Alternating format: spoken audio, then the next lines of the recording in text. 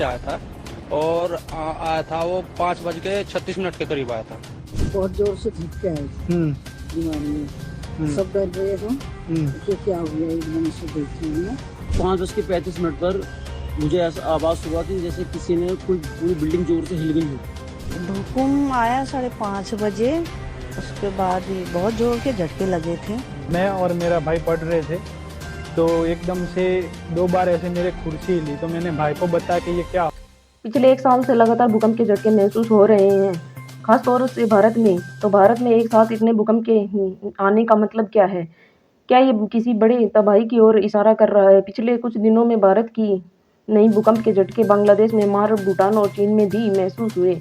लगातार इनके सारे भूकंप के आने की वजह क्या है? क्या ये कोई बड़ी तबाही होने का संकेत दे रही है? शुक्रवार की सुबह बिहार में भूकंप के झटके महसूस हुए। इसका केंद्र नेपाल का था।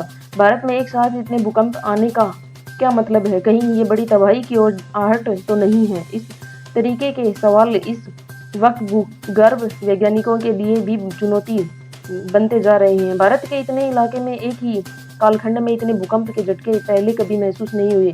ऐसे में ये गंभीर संकेत की ओर सोचने को मजबूर करता है। हाल के दिनों में आए भूकंप में एक ट्रेंड देखने को मिलता है।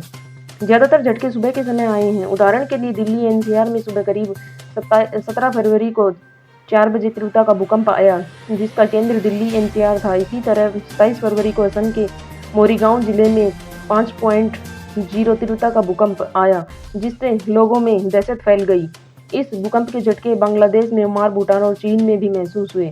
लगातार इतने सारे भूकंप आने की वजह क्या है? एक रिपोर्ट है, ये कहती है कि दिल्ली 3 करीब भूपीय रेखाओं के पास है। वैज्ञानिकों का कहना है कि दिल्ली एक जोखिम भरा इलाका है, क्योंकि यहाँ 7 फ्लाइट लाइन्स हैं।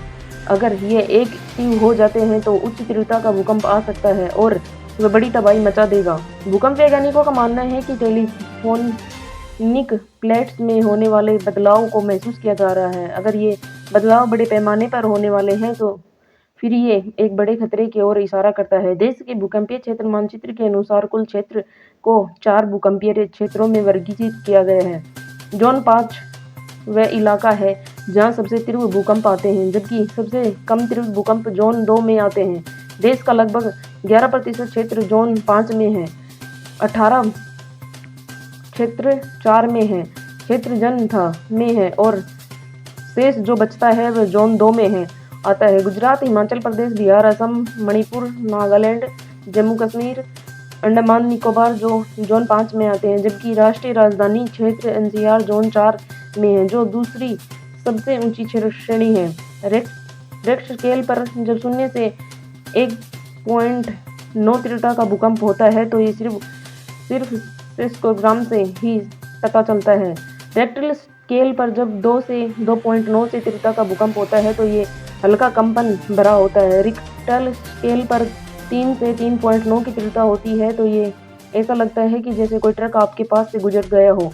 रेक्टर स्केल पर 4 से 4.9 की तीव्रता होती है तो ये कम से खिड़की टूट नहीं सकती है, दीवारों पर टंगी फ्रेम गिर सकती है। रेक्टर स्केल पर 5 से 5.9 की तीव्रता होती है तो घर का फर्नीचर भी हिल सकता है। रेक्टर स्केल पर 6 से 6.9 की तीव्रता होती है तो इमारतों की नींव दरक जाती है। रेक्टर स्केल पर 7 से 7.9 की तीव्रता होती है तो इमारतें गिर जाती हैं। रेक्टर स्केल पर 8 से 8.9 की तीव्रता होती है तो इमारतें समेत बड़े पुल भी गिर जाते हैं।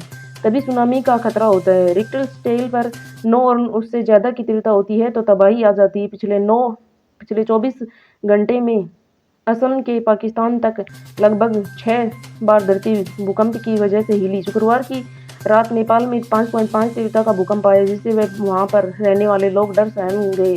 तो आइए जानते हैं पिछले 24 घंटों में कहां पर भूकंप आया।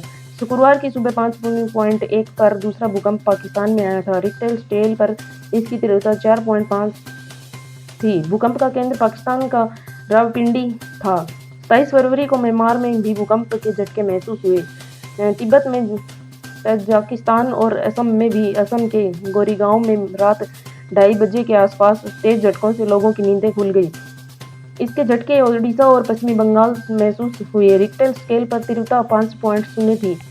23 फरवरी को सुबह 6:27 पर पाकिस्तान में भूकंप से धरती डोल उठी। रिक्टर स्केल पर इसकी तीव्रता 4.3 थी। यहाँ भी किसी तरीके के नुकसान की कोई खबर नहीं है। तिब्बत में 20-22 फरवरी को करीब 2 बार भूकंप के झटके महसूस हुए। इसकी तीव्रता 3.2 थी, दूसरी 4.1 थी। कुछ दिन पहले दिल्ली में भी 4.0 तीव्रता का भूकंप आया था, मगर इसके झटके बहुत ही शक्तिशाली थे। दिल्ली सक्रिय भूकंपीय क्षेत्र में आता है। नेपाल भी दुनिया के सबसे सक्रिय भूकंपीय क्षेत्र में है। यहाँ भूकंप का खतरा हमेशा रहता है। इस वीडियो में फिलहाल इतना ही। बने रहिए आगे की वीडियो के लिए हमारे यूट्यूब चैनल के साथ।